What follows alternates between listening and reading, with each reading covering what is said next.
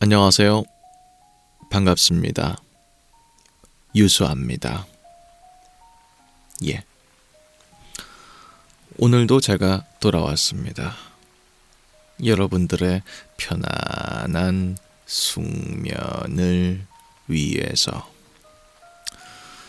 네, 오늘 알아볼 것은 도시전설이나 괴담이 아니고요.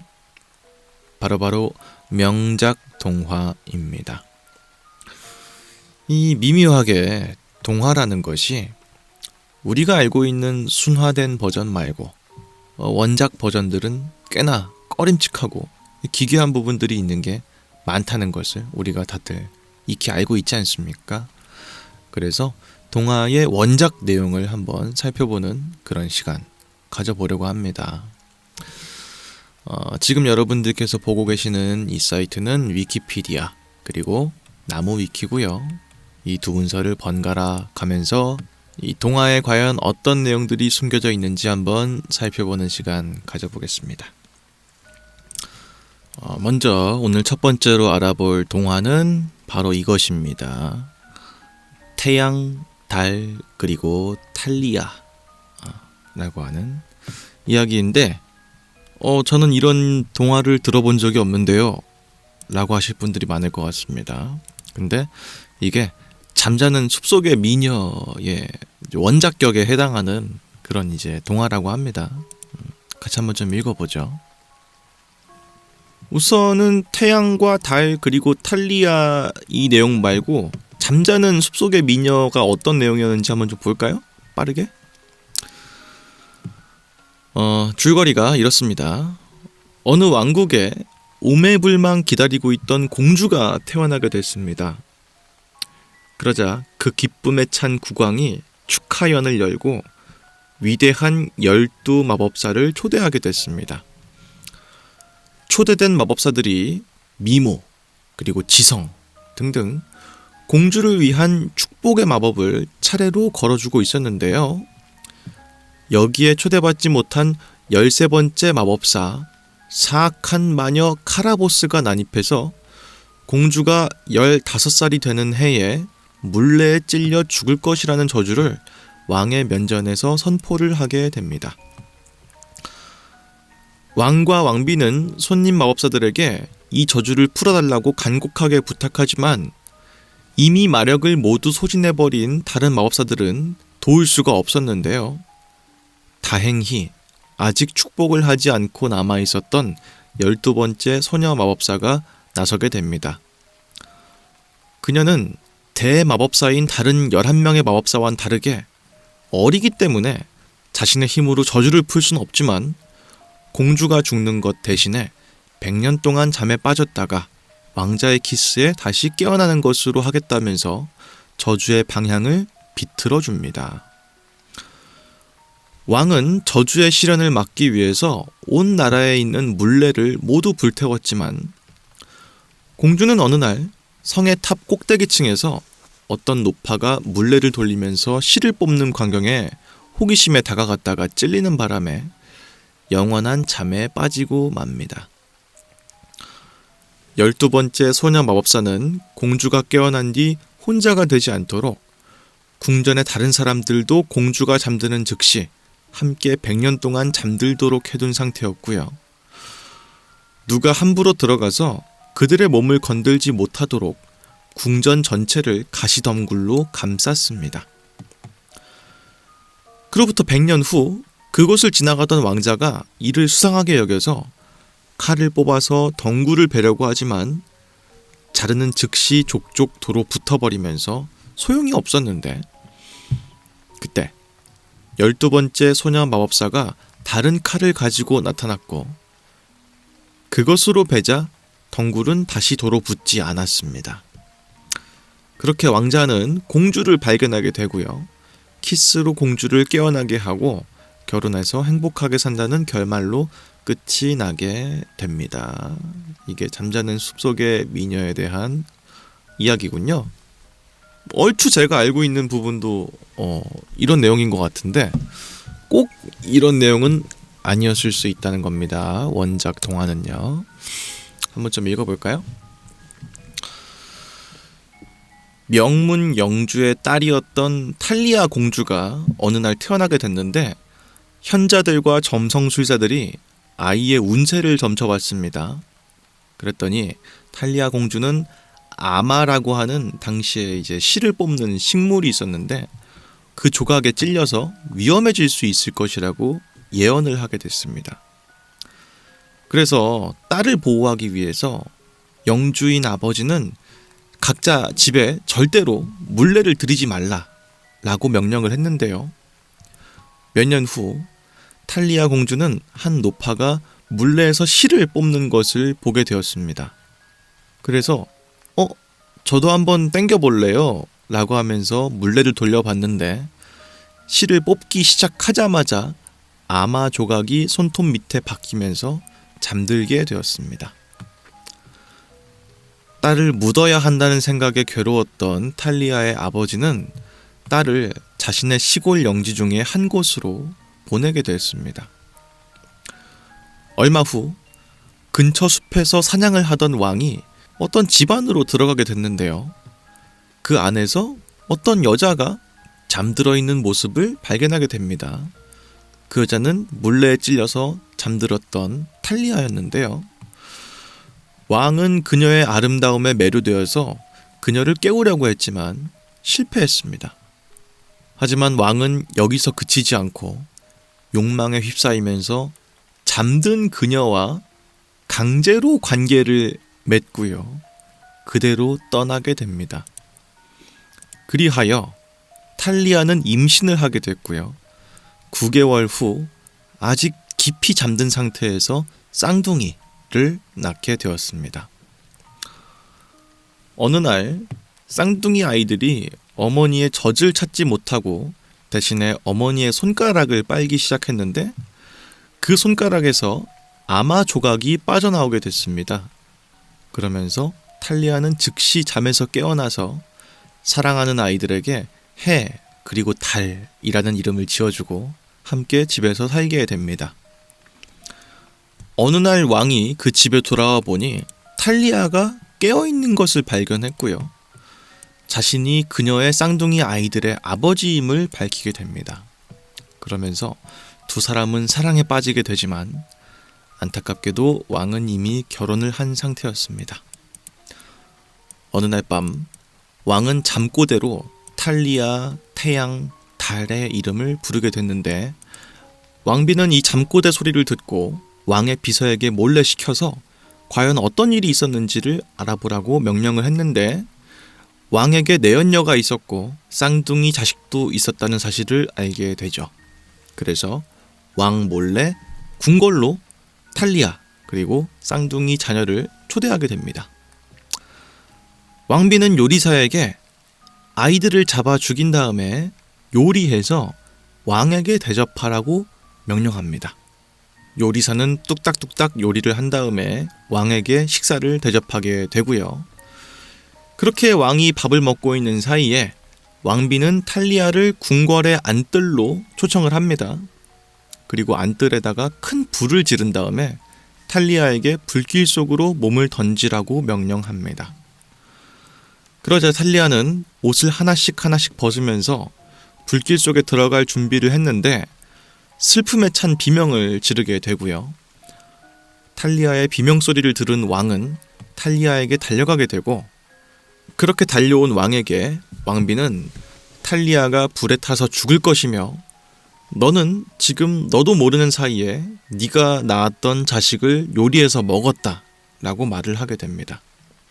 왕은 왕비가 자신을 곤경에 처하게 만들었다는 사실에 분개해서 그 불길 속에 비서들과 왕비를 집어넣어서 불태워버리게 만들고요.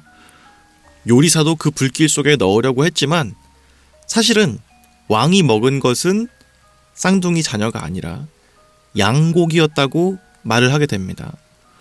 왜냐면은 요리를 하려고 했던 그 순간에 애들이 너무 불쌍한 나머지 사실은 애들을 요리하는 척 속이고 양고기를 준비했던 거였는데요. 그런 기지를 높이 사서 왕은 요리사를 시종장으로 승진시킵니다. 그렇게 탈리아와 두 쌍둥이는 목숨을 부지하게 되었다라고 하는 이야기인데요. 우선은 많이 맵네요. 많이 매운데요? 예. 그 기본적인 골자의 내용 자체는 좀 비슷한데, 그죠? 물레에 찍혀가지고 이제 잠들게 됐다가 어떤 왕에 의해서 다시 깨어나게 됐다는 이야기는 비슷한데 과정이 좀 많이 다르죠. 심지어는 잠든 상태에서 겁탈을 당하는 게 원래 내용인 거잖아요. 그죠? 결국은 쌍둥이를 임신하게 된 계기가 잠든 상태에서 관계를 강제로 가졌기 때문에 그런 거 아닙니까? 그런 걸 생각했을 때 절대 좋은 내용의 동화 같진 않다. 게다가 그 사실을 알게 된 다음에 왕비가 궁궐로 탈리아와 두 쌍둥이를 초대해서 한 명은 불태워 죽이려고 하고 자식들은 요리해서 왕한테 먹이려고 했다는 것 자체가 실제로 실행되지는 않았지만 발상 자체가 미친 것 같다 하는 생각이 들어요. 역시 지금으로부터 400년 전 동화는 정신이 단단히 나간 게 아닌가 하는 생각이 들기도 하고, 이걸 좀 많이 순화한 버전이 이제 잠자는 숲속의 미녀라고 하는 거네요. 그죠? 그치. 근데 좀 봐도 좀 이상한 부분이 있어요. 그 잠자는 숲속의 미녀도 사실 마찬가지야. 얘는 뭔데 어떤 마을에 갑자기 들어가서 잠자고 있던 여자가 이쁘다는 이유 하나로 뽀뽀를 갈긴 거야. 그잖아. 이게 아무런 맥락이 없잖아. 어떻게 보면 이것도 사실 성추행의 하나일 수 있단 말이에요. 그죠? 얘도 이상했는데 원작이 더 심각하게 이상했기 때문에 잠자는 숲속의 미녀가 좀 이상한 거는 넘어갈 수 있을 정도네요. 자, 그리고 이어서 두 번째로 알아볼 동화는 바로 이것입니다. 인어공주. 네요. 자, 인어공주는 한스 크리스티안 안데르센의 대표작입니다. 안데르센이 그 전에 썼던 미운 오리 새끼, 엄지공주 등은 별로 유명하지 않았는데 인어공주 이 작품의 히트로 안데르센의 이름이 널리 알려지게 됐습니다. 인어공주가 출간된 연도는 1837년입니다. 라고 써있네요. 줄거리도 한번 좀 볼까요? 먼저 인어공주는 그의 아버지인 바다의 왕, 할머니, 그리고 각각 1살 터울로 태어난 5명의 언니들과 함께 이상적인 해저 왕국에서 오손도손 살고 있었습니다. 인어공주는 근데 바다 위의 세계와 인간에게 매료가 되어 있었고요. 그러다 보니까 궁전의 정원에 인간 소년의 조각상을 보관하기도 했었습니다. 가족들로부터 고립되어 외로움을 느끼는 인어공주는 지상세계로 탐험을 하고 싶어 했고요. 끊임없이 할머니에게 인간에 대한 이야기를 해달라고 요청하기도 했습니다. 인어들의 세계에서는 15살이 되면 처음으로 수면 위로 올라가서 지상세계를 엿볼 수 있는 허락을 받을 수 있게 됩니다. 그래서 인어공주를 포함한 인어 자매들이 매년 한 명씩 차례로 지상세계를 방문했는데요. 각자가 돌아올 때마다 인어공주는 인간들이 사는 세계에 대한 다양한 묘사를 간청해서 듣게 됩니다. 하지만 인어공주의 언니들은 곧 지상세계에 실증을 내고 바다 밑에 머무는 것에 만족을 하게 됩니다. 그리고 드디어 마침내 인어공주가 지상세계로 방문하는 차례가 되자 인어공주는 수면 위로 올라가서 잘생긴 왕자를 위해 배에서 열리는 생일 축하 행사를 안전한 거리에서 지켜보다가 문득 자기도 모르게 그 왕자를 사랑하게 됩니다. 그때 갑자기 격렬한 폭풍이 몰아치면서 배를 침몰시키게 됐고요. 인어공주는 이때를 틈타 왕자를 익사 직전에서 구하게 됩니다. 그리고 인어공주는 의식을 잃은 왕자를 신전 근처의 해안으로 데려가게 됩니다.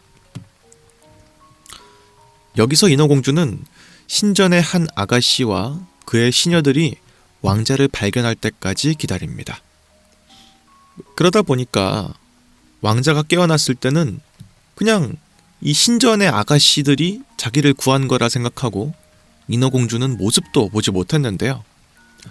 자신이 목숨을 구해줬다는 사실조차도 알지 못하자 인어공주는 실망을 하게 됩니다. 우울해진 인어공주는 자신의 할머니에게 찾아가서 인간이 영원히 살 수 있는지 묻습니다. 할머니는 인간의 수명이 인어보다 훨씬 짧지만 천국에서 영원히 사는 영혼을 가진 반면 인어는 죽으면 바다의 거품이 돼서 소멸하게 된다고 설명을 했습니다. 그리하여 왕자의 사랑 그리고 자신의 영원한 영혼을 갈망하던 인어공주는 위험한 바다 지역에 살고 있던 바다 마녀를 찾아가게 됩니다. 마녀는 인어공주에게 왕자의 사랑을 얻으려는 그녀의 시도가 실패할 운명이라고 분명히 경고하지만 기꺼이 인어공주를 돕습니다.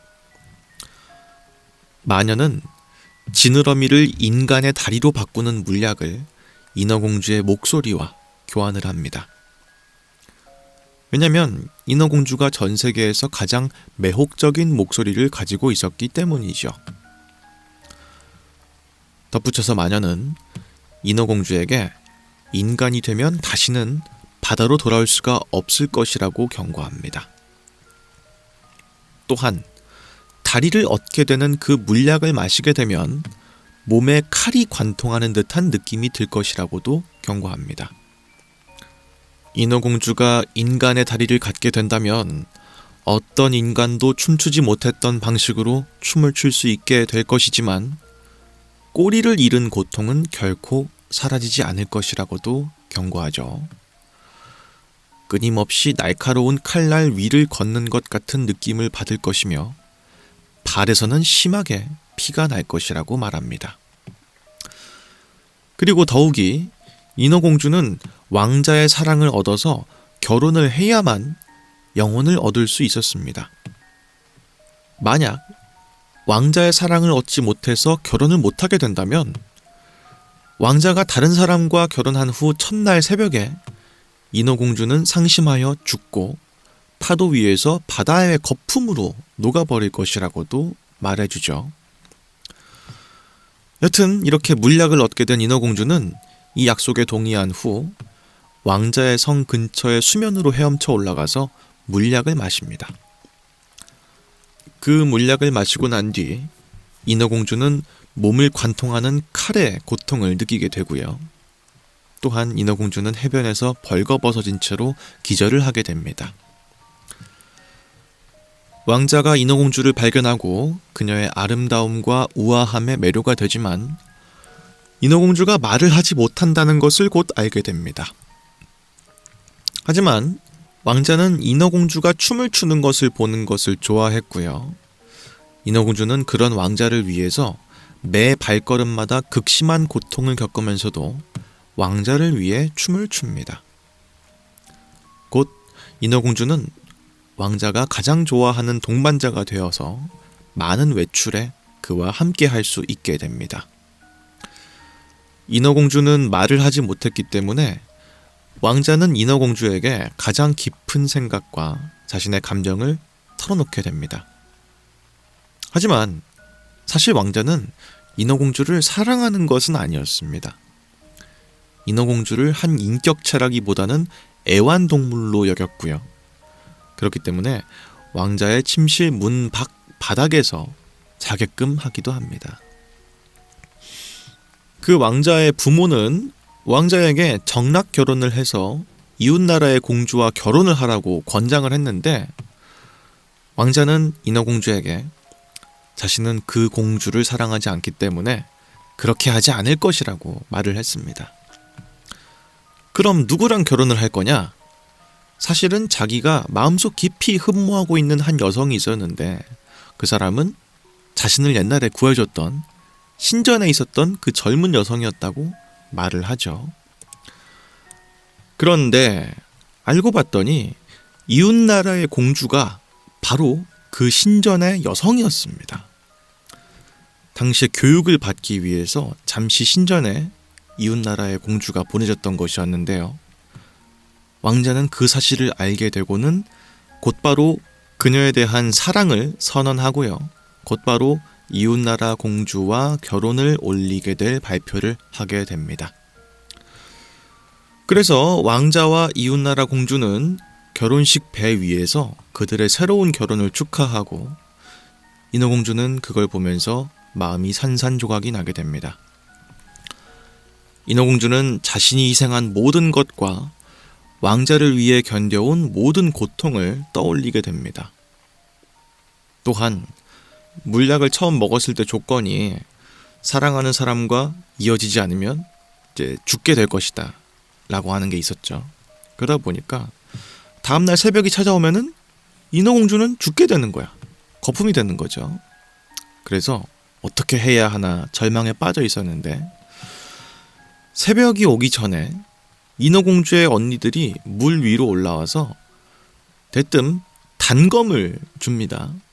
근데 그 단검이 그냥 단검이 아니라 바다 마녀에게 얻어온 단검이었는데요.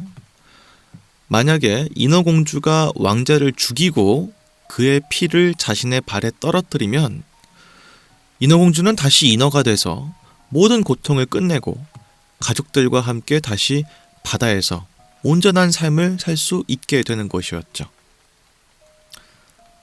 하지만 인어공주는 자신의 아내와 함께 잠들어 있는 왕자를 죽일 수가 없어서 새벽이 밝아오는 순간 배에서 단검과 함께 바닷속으로 몸을 던지게 됩니다. 인어공주는 몸이 거품으로 변하게 됩니다.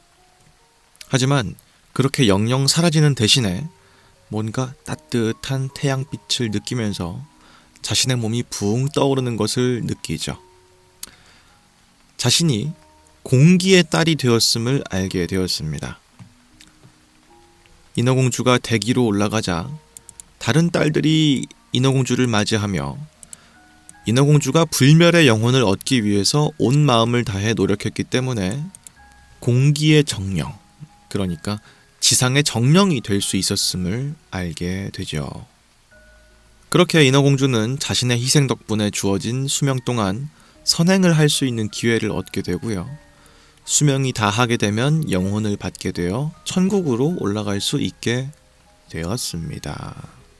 라고 하는 그런 이야기입니다. 자, 이게 여러분들 다 아시는 내용이었나요? 저는 솔직히 인어공주 내용이 기억이 안 나요. 그래서 이런 내용인지 몰랐어. 되게 비극이네요.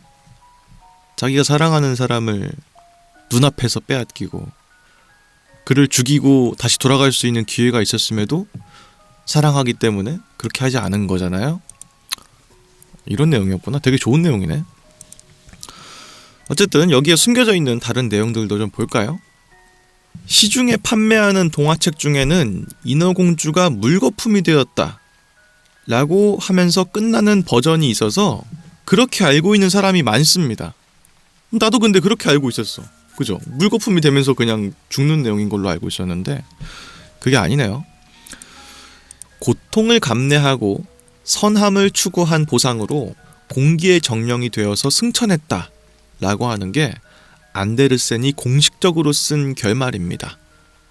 그래서 이 작품의 가제를 공기의 딸들이라고 했을 정도로 그 결말을 중시했다고 합니다. 그러니까 이제 인어공주가 죽는 것도 죽는 거지만 공기의 딸로 승천하는 게 되게 중요한 포인트였나 보네. 난 근데 그 부분을 전혀 몰랐어. 왜 몰랐지? 이상하네. 하여튼 또 이제 우리가 많이 본 버전은 아무래도 디즈니의 인어공주잖아요. 그러다 보니까 디즈니에 나오는 그 마녀, 그 문어 마녀인가? 그 사악한 비주얼과 연기 때문에 되게 악독하고 나쁜 존재로만 우리가 알고 있는데 사실은 그렇지 않다고 합니다. 원작을 읽어보면 사실은 자기가 말해줄 수 있는 선에서 전부 경고를 했고 어떻게 보면은 배려하는 모습처럼도 보인다라고 하는 건데요. 우선 인어공주를 처음 만나게 됐을 때 그녀가 하려는 짓이 굉장히 어리석은 짓이라는 것을 말해줬다는 거죠. 일단 물약을 먹으면 기본적으로 다시는 인어로 돌아올 수가 없어. 그죠? 둘 중 하나야. 그렇게 뭐 왕자를 만나서 결혼해서 평생 지상에서 살든지 아니면 결국은 물거품이 돼서 죽든지 둘 중 하나인데, 뭐가 됐든 간에 지금의 현생에 누릴 수 있는 것들은 다 포기하는 거잖아. 그렇기 때문에 너가 하려는 짓이 굉장히 어리석은 짓이다, 이런 식으로 경고를 먼저 했다는 거고요. 그리고 자신의 물약은 인간의 다리를 얻는 대신에 날카로운 칼이 꿰뚫는 듯한 통증이 있을 것이라고 분명하게 말을 해줬습니다. 더불어서 마지막에는 인어공주의 자매들이 인어공주가 원래 몸으로 돌아올 수 있는 방법, 단검으로 왕자를 찌르면 돌아올 수 있다라고 하는 그런 솔루션까지 마지막에 제공을 해준 거죠. 그러다 보니까 되게 무섭게 생겼지만 비록 자기가 할 수 있는 건 다 해준 겁니다. 그러네요. 게다가 마녀가 악역 취급을 받는 가장 큰 이유가 인어공주의 혀를 잘라서 목소리를 내지 못하게 만들었다는 점인데, 애초에 마녀가 인어공주의 혀를 요구한 것은 그게 인어공주의 목소리를 갖기 위해서가 아니라 약에 들어가는 재료였기 때문이라는 겁니다. 근데 이 혀가 물약을 만드는 재료라는 언급이 없이 그냥 이야기만 쭉 퍼져 있다 보니까 대뜸 목소리만 가져간 미친 마녀처럼 그려지는 책들이 많다는 거죠. 그렇기 때문에 등장할 때 조금 기분 나쁘게 웃는 바람에 첫인상이 조금 그래서 그렇지, 마녀는 도의적으로 잘못한 게 하나도 없는 인물입니다. 그리고 작중 배경이었던 중세 유럽의 선한 마녀의 이미지는 당시에 우리가 생각하는 그런 이제 안 좋은 마녀가 아니라 현자 혹은 민간 치료사에 가까웠다라고도 하는 거죠. 그렇기 때문에 기분 나쁜 분위기 묘사나 마법의 재료가 섬뜩한 것만 빼면은 사실상 신데렐라의 요정 데모와도 가까운 포지션이라고 할 수 있습니다. 여튼간에 이 인어공주는 새드 엔딩으로 끝나는 동화 중에서 가장 널리 알려진 작품이라고 봐도 과언이 아닙니다. 이렇게 원작과 달리 새드 엔딩으로 끝나는 판본이 많은 이유는 작품의 주제가 어린이 독자들에게 설명하기 힘들 정도로 철학적이라는 판단 하에 그냥 빼버렸기 때문일 수 있습니다. 인어공주의 첫사랑의 실패와 성장에 관한 동화인데 어린이들은 이해하기가 힘들 것이란 이유로 생략을 해버렸기 때문에 저도 인어공주가 그냥 물거품돼서 죽는 줄 알았어요. 근데 아니네요. 더 한 차원 높은 이제 존재로 진화를 하게 되면서 끝나게 되는 그런 이야기였네요. 게다가 그 마녀도 생각해보니까 착한 사람이었네. 진짜로. 얘기 다 해주고, 그냥 뭐 경고 다 해주고, 마지막에 솔루션도 제공해주고 다 했잖아. 그냥 외모 때문이야. 외모가 나쁘게 생겨가지고 그런 이제 오해를 받았던 거야. 좀 미안해지네요. 확실히 근데 그 외모가 그만큼 중요한 것 같기도 해요. 어쩔 수 없이. 하여튼 그런 이야기였네요. 난 전혀 몰랐네. 난 이거 내용도 잘 기억이 안 나가지고 이런 중간에 왕자를 죽여야 되고 막 이런 내용이 들어있는지도 전혀 몰랐어요. 확실히 근데 애들이 읽기엔 조금 난해할 수도 있겠다는 생각이 들기도 하는 그런 동화였네요. 어쨌든 그런 이야기였고요. 다음 세 번째 이야기도 준비가 되어 있습니다. 자, 그리고 이어서 세 번째로 알아볼 이야기는 바로 이것입니다. 피노키오의 모험이네요.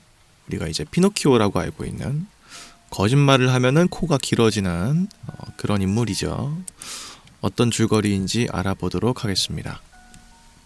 이탈리아 토스카나의 유명한 목수였던 안토니오가 식탁에 다리를 만들기 위해서 잣나무에 토막을 주워 왔는데 나무를 깎기 시작하자마자 나무 토막이 마구 떠들어대기 시작했습니다. 이에 놀란 안토니오는 그 나무 토막을 때마침 찾아온 자신의 지인이었던 제페토에게 주었습니다. 제페토는 그 당시에 입에 풀칠이라도 하기 위해서 나무 인형을 만들어서 거리에서 인형극을 하기 위해 나무 토막을 얻으러 안토니오에게 찾아갔던 것이었는데요. 제페토는 말하는 나무 토막을 집으로 가져가서 인형으로 깎은 후 피노키오라고 하는 이름을 붙이게 됩니다. 피노키오는 신기하게도 웃을 수도 있고 말할 수도 있고 움직일 수도 있었고요. 제페토에게 걸음마를 배우자마자 집 밖으로 뛰쳐나가게 됩니다. 제페토는 피노키오를 잡으러 쫓아나가다가 아동 학대범의 누명을 쓰고 경찰에 체포를 당하게 됩니다. 피노키오는 웃으면서 집으로 돌아왔지만 집에는 먹을 것이 없었고요. 자신에게 진실된 충고를 했던 귀뚜라미에게 망치를 던져 죽인 피노키오는 이웃에게 먹을 것을 얻으러 갔다가 물벼락만 뒤집어 쓴 채 집으로 돌아와서 젖은 다리를 말리려고 화덕에 발을 올리고 잠을 청했다가 두 다리가 모두 불타버리게 됩니다. 다음날 아침 경찰에서 석방된 제페토는 집으로 돌아와서 피노키오를 단단히 혼내려고 했지만 다리가 다 타버려서 걷지 못하게 된 피노키오가 측은해져서 새로운 다리를 만들어주게 됩니다. 피노키오는 학교에 가고 싶다고 했고요. 제페토는 자신의 겉옷을 팔아서 피노키오에게 교과서를 사주게 되었습니다. 피노키오는 학교로 가는 길에 서커스단과 마주치게 됐고요. 신발을 던져서 점을 친 다음에 학교로 갈지 서커스를 보러 갈지를 결정했습니다. 근데 사실 첫 번째로 신발을 던지자마자 학교로 가는 점이 나왔는데 피노키오는 서커스를 보고 싶은 마음에 몇 번이나 계속 점을 친 끝에 마침내 서커스로 가는 점괘가 나오게 됩니다. 서커스를 보기 위해서는 서커스 관람료를 내야 했지만 피노키오에게는 아쉽게도 돈이 없었습니다. 그래서 피노키오는 교과서를 팔아서 번 돈으로 서커스의 관람료를 내고 입장을 하게 됩니다. 서커스단은 마침 인형극 공연을 하고 있었는데요. 그런데 때마침 들어온 피노키오를 보고 관객들은 인형극을 무시한 채 피노키오를 무대로 데려와서 껴안으며 즐거워했습니다. 그 바람에 인형극은 엉망이 됐고요. 화가 머리 끝까지 난 인형 놀이꾼은 피노키오를 잡아서 기둥에 매달아 버립니다. 인형 놀이꾼은 저녁밥으로 먹을 양고기를 굽는 화덕에 피노키오를 장작으로 집어 넣으려고 했는데요. 피노키오가 자비를 구하자 인형 놀이꾼은 피노키오 대신에 다른 인형을 장작으로 쓰겠다고 말을 합니다. 그러자 피노키오는 가슴이 아파져서 그냥 자신을 장작으로 떼라고 나섰고 인형 놀이꾼은 피노키오의 용기에 감탄해서 두 인형을 모두 살려주고는 피노키오에게 금화 5잎을 주고 집으로 돌려보내게 됩니다. 집으로 가는 길에 여우와 고양이를 만난 피노키오는 금화 자랑을 했습니다. 여우와 고양이는 금화를 몇 배로 불려주겠다고 피노키오를 꼬드겼는데요. 그 방법은 금화를 땅에 심고 물을 주어서 금화나무가 자라나게 하는 것이었죠. 그때 개똥집박이 한 마리가 울타리에 앉아있다가 피노키오에게 아무나 믿지 말라고 경고를 했는데 고양이가 개똥집박이를 잡아먹어 버렸습니다. 여우와 고양이는 피노키오를 근사한 여관으로 데려가서 온갖 산의 진미를 뱉어지게 먹어치우고 하룻밤 푹 쉬게 만들었습니다. 다음날 피노키오는 금화밭으로 가려고 했는데 여관 주인은 여우와 고양이는 이미 떠났다고 말을 합니다. 피노키오는 혼자서 금화밭을 찾아가다가 귀뚜라미의 영혼과 마주치게 되었습니다. 귀뚜라미는 그냥 제페토에게 돌아가라고 피노키오에게 경고했지만 피노키오는 이를 무시하고 길을 가다가 2인조 강도를 만나게 됩니다. 강도를 만난 피노키오는 필사적으로 달아나게 됐고요. 강도들은 계속 피노키오를 따라오게 됐습니다. 그 말을 입안에 감추고 피노키오는 달아나다가 지치게 됐고요. 뒤따라온 강도들 중 한 명이 입안에 있는 금화를 발견하고 억지로 입을 벌리게 만들었습니다. 입안으로 들어온 강도의 손을 깨물어서 잘라가지고 뱉어냈는데 튀어나온 것은 강도의 손이 아니라 고양이의 앞발이었습니다. 피노키오는 결사적으로 달아나다가 한 집에다가 도움을 청했지만 파란 머리의 소녀가 나와서 도와줄 수 없다고 거절을 하게 됩니다. 강도들은 피노키오를 잡아서 칼로 찔러 죽이려 했지만 칼만 부러졌을 뿐이었습니다. 그래서 두 강도는 나뭇가지에 피노키오의 목을 매달아 놓고 죽기를 기다렸는데 3시간이 지나도 피노키오가 죽지 않자 내일 다시 오면 죽어 있을 것이라면서 어디론가로 가버렸습니다. 피노키오는 진저리를 치고는 실신하게 되었습니다. 잠깐 끊을게요. 잠깐. 그러니까 지금 고양이랑 여우가 금화 5잎을 들고 있는 피노키오를 보고 삥을 뜯을 준비를 한 거죠. 그죠? 그래서 금화를 땅에다가 심어가지고 물을 주면은 금화나무가 자라니까 야, 그렇게 하자. 네가 가지고 있는 돈 우리가 불려줄게. 이런 식으로 한 거야. 그리고 피노키오를 이제 호텔에다 보내놓고 장인애들은 뭘 한 거냐? 강도 분장을 한 거죠. 2인조 강도 분장을 한 겁니다. 그죠? 그래서 피노키오가 땅에다가 금화를 묻으려는 순간에 피노키오를 삥 뜯어가지고 금화를 그냥 다 가져가려고 했던 거야. 근데 피노키오가 잽싸게 달아나게 되면서 피노키오 입안에 숨겨놓은 금화를 뺏기 위해서 강제로 입을 벌렸는데 그렇게 피노키오는 입에 손이 들어오니까 칵 물어서 투 하고 손을 뱉었더니 그게 고양이의 앞발이었다는 겁니다. 이미 굉장히 잔혹하죠? 잔혹한데 뭐가 됐든 피노키오가 가지고 있는 돈을 다 뺏기 위해서 나무에다가 피노키오의 목을 매달아 놓고 다음 날이 올 때까지 기다렸다는 거죠. 요게 원래 원작이 끝나는 부분입니다. 예, 우리가 알고 있는 고래 만나고 이런 내용들은 한참 뒷부분의 이야기인데 원래 제가 방금 끊은 곳이 피노키오의 원작이 끝나는 지점입니다. 여기까지만 알아볼 건데 왜 이렇게 끝이 나게 됐는지를 지금부터 좀 알아볼게요.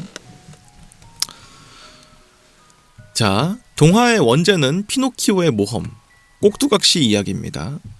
1881년부터 82년 동안 총 36회차로 로마 지역 어린이 신문에서 연재가 되게 됐습니다. 원작자였던 카를로 콜로디가 연재한 피노키오는 처음부터 인기가 많은 소위 대박을 거둬서 신문사의 부수는 날개 돋친 듯이 팔렸음에도 불구하고 정작 원작자인 콜로디에게는 연재하는 동안에 네가 쓴 글이 인기가 없다 라고 하면서 원고료를 제대로 지급하지 않았습니다. 콜로디와 신문사의 계약은 초기에는 그냥 적은 원고료를 받고 연재가 인기가 많아지면은 그때는 비례해서 원고료를 더 많이 지급받기로 했는데 신문사에서는 원고료를 지급하지 않기 위해서 작품에 인기가 없다고 거짓말을 한 것이었죠. 하지만 사실은 해당 신문사는 피노키오의 인기로 인해서 지역 신문사임에도 불구하고 이탈리아 전역으로 판매가 확대가 될 정도로 큰 이익을 거두고 있는 상태였습니다. 이후 콜로디는 피노키오가 이탈리아 전역의 어린이 독자들에게 큰 인기를 얻는다는 사실을 알게 되었고요. 편집부에게 따졌지만 신문사의 부수가 늘어난 것은 신문사의 노력으로 인한 것이지 피노키오가 인기가 있어서가 아니라는 억지스러운 언사를 듣게 됩니다. 이에 화가 난 콜로디는 피노키오를 비극적인 죽음을 결말로 하고 연재를 끝내버리게 됩니다. 그래서 아까 그 두 고양이랑 여우가 피노키오를 목을 나무에다가 매달아서 죽게 만드는 게 실제로 끝나는 지점이었다는 거죠. 그 결과 피노키오의 죽음에 충격을 받은 이탈리아 전역의 아이들이 부모에게 하소연을 했고 부모들이 신문사에 따지게 되면서 이탈리아에는 피노키오 쇼크 현상이 발생하게 됩니다. 여러 신문사에서 작가인 콜로디를 취재해서 해당 지역 신문사에서 원고료를 짜게 책정했고 부수가 많이 팔리면은 비례해서 올려준다는 계약도 지키지 않아서 홧김에 그렇게 했다는 것을 보도하게 되면서 피노키오가 연재된 지역 신문사는 엄청난 비난을 받고 순식간에 폐간의 위기에 몰리게 됩니다. 신문사의 사장 그리고 임직원이 콜로디를 찾아가서 사죄하는 진풍경이 펼쳐진 끝에 콜로디에게 약속한 것처럼 제대로 된 원고료가 지급이 되게 됐고요. 콜로디는 피노키오를 다시 연재하기 시작해서 제대로 해피엔딩을 내게 됐습니다. 여담이지만 만약 여기서 연재가 끝났다면 그 유명한 거짓말을 했더니 코가 길어지는 피노키오는 세상에서 나오지 못했을 것입니다.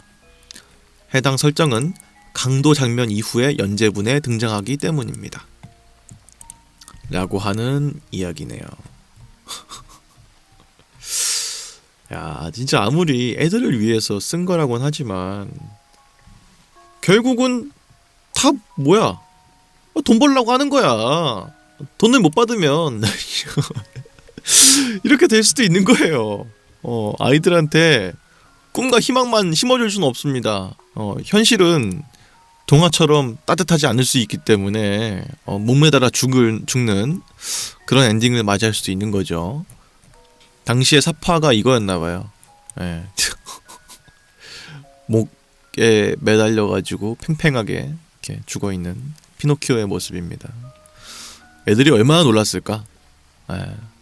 다행히도 근데 나무에서부터 발현한 생명체다 보니까 수습하는 게 그렇게 어렵진 않았네요. 다행히도. 사람이었으면 수습이 아예 불가능한 엔딩이었는데 다행히도 그렇진 않아서 참으로 다행입니다. 여튼간에 그런 세 번째 이야기까지 알아봤고요. 이어서 네 번째 이야기도 한번 읽어볼까 합니다. 원래는 피노키오에서 마무리를 지으려고 했는데요. 편집하다 보니까 여러분들이 만족할 만한 분량이 다 안 나온 것 같더라고요. 그래서 네 번째 이야기도 긴급하게 추가가 되었습니다. 네 번째, 오늘 읽을 마지막 이야기는 바로 이것입니다. 아기 돼지 삼형제라고 하는 우리가 익히 알고 있는 이야기죠. 어떤 내용인지 다시 한번 좀 살펴볼게요. 먼저 더 쓰리 리틀 픽스, 영국 잉글랜드의 전래 동화였습니다. 이 이야기의 출판은 18세기 후반으로 거슬러 올라가지만 사실 이야기의 그 자체는 좀 더 오래전부터 있었던 것으로 보입니다. 줄거리를 좀 볼까요? 엄마 돼지가 아기 돼지 삼형제를 독립시키기 위해서 바깥 세상으로 내보내게 됩니다. 그래서 아기 돼지 삼형제는 각자 다른 형태로 집을 짓고 살게 되는데요. 첫째는 집더미로 만든 집을 구하게 됐고요. 둘째는 나무로 된 집을 구하게 됐습니다. 나머지 셋째는 벽돌집을 짓게 되었습니다. 집더미로 대충 만든 첫째 돼지의 집은 늑대가 찾아왔을 때 입김을 후 불어서 날려버리게 됐고요. 집이 사라져버린 첫째 돼지는 황급하게 둘째 돼지의 집으로 도망을 갔지만 나무로 지어진 둘째 돼지의 집 역시도 입김으로 부서지게 됩니다. 결국 첫째 돼지와 둘째 돼지는 튼튼한 셋째 돼지의 벽돌집으로 피신을 하게 되었습니다. 벽돌로 지어진 셋째 돼지의 집은 늑대가 아무리 입김을 불거나 몸으로 부딪혀보거나 발길질이나 주먹질을 해도 도저히 해결되지가 않았습니다. 그러자 늑대는 최후의 수단으로 벽돌집의 굴뚝을 통해서 집으로 들어가게 되는데요.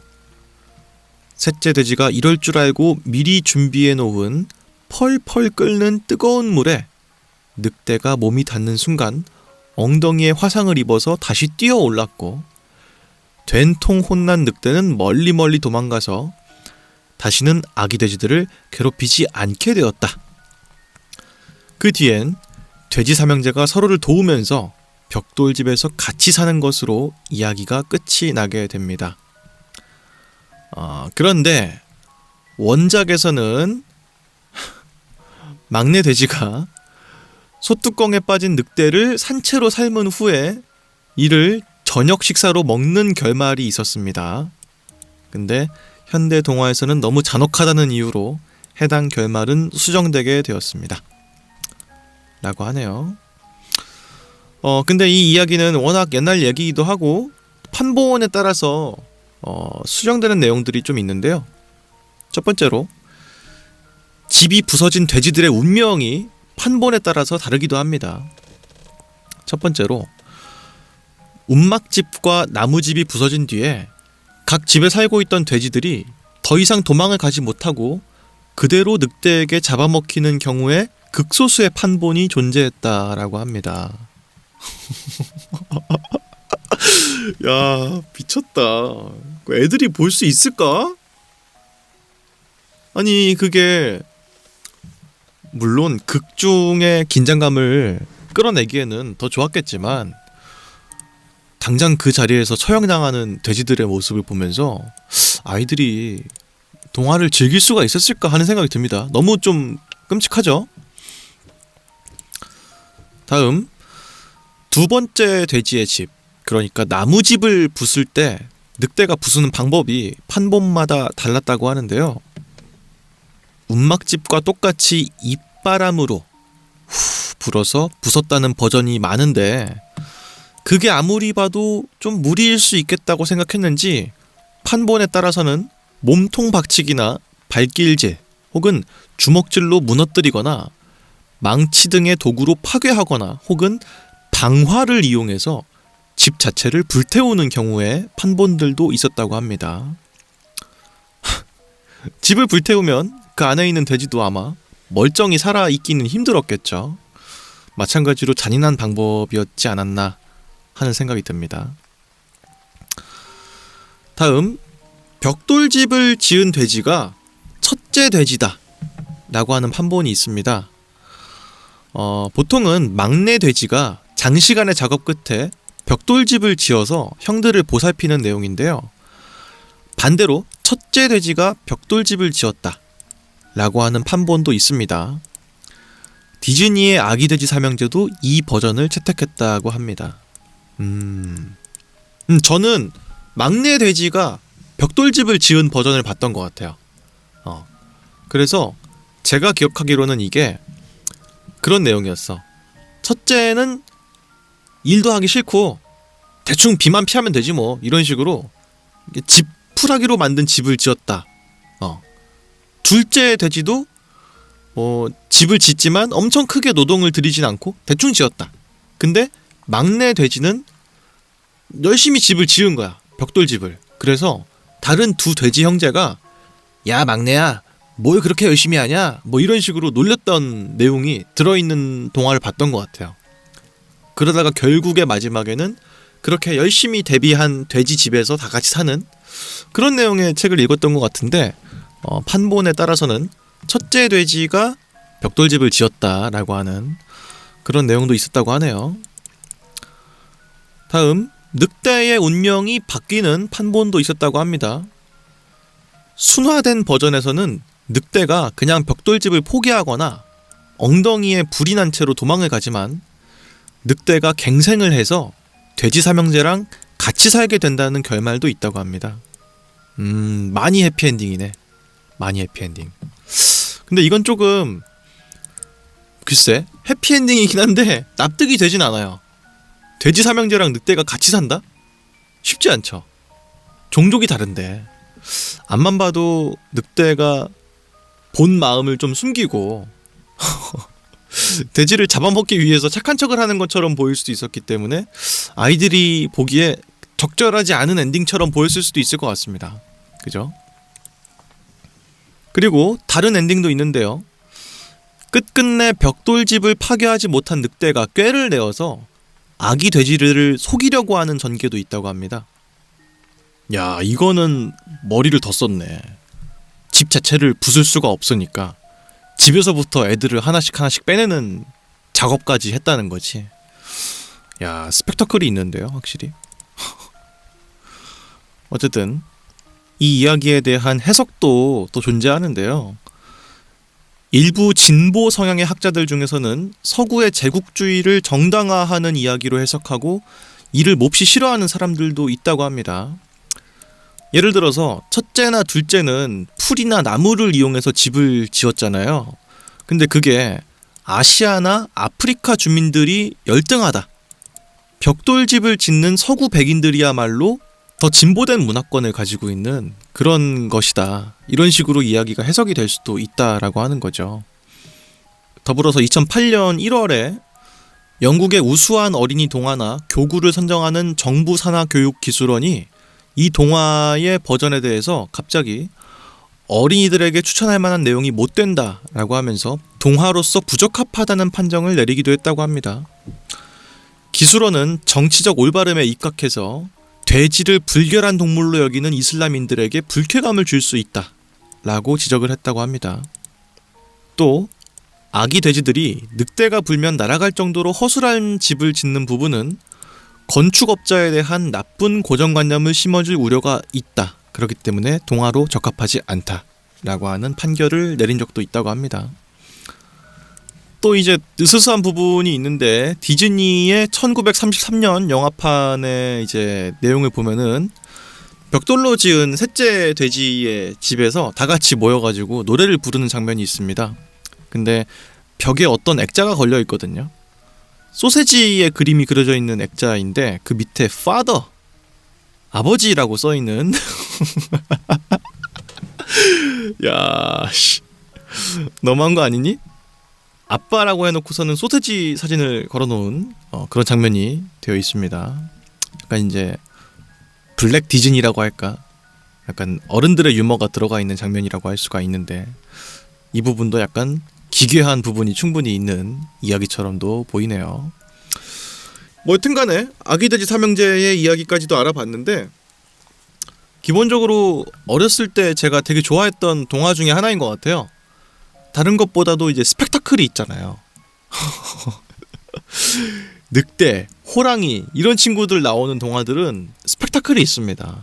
쫓고 쫓기고 목숨이 위험하고 여기서부터 오는 원초적인 쾌감이 있거든요. 그래서 어렸을 때 굉장히 재밌게 읽었던 동화 중에 하나인데 천천히 뜯어보니까 그 결말부에는 늑대가 사실은 산채로 잡아먹히는 장면이 있었다는 게 참으로 충격적이지 않을 수가 없는 그런 동화가 아니었나 하는 생각이 듭니다. 여튼 이렇게 해서 오늘은 4가지 동화를 알아봤는데요. 다음에 또 다른 동화들도 같이 알아보고 또 우리나라의 전래동화도 한번 알아보는 그런 시간도 가져볼까 합니다. 오늘은 여기서 인사를 드리고 다음에 또 다른 영상으로 저는 또 인사를 드리도록 하겠습니다. 지금까지 저는 유서였습니다. 그러면은 다음 시간에 또 뵙죠.